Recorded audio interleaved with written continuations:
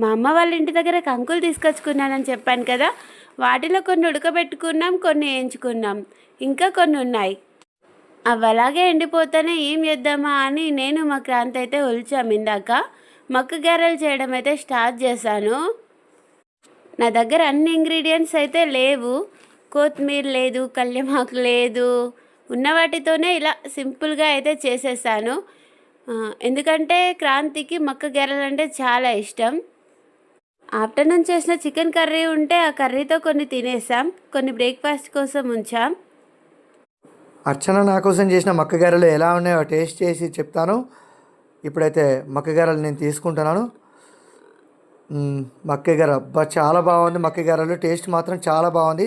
అర్చన చాలా బాగా చేసింది. ఇప్పుడు చికెన్ కర్రీతో తిని చెప్తాను ఎలా ఉందో. చికెన్ కర్రీతో మక్క గారెలు కాంబినేషన్ సూపర్. అబ్బా అబ్బా అబ్బా సూపర్, చాలా బాగుంది.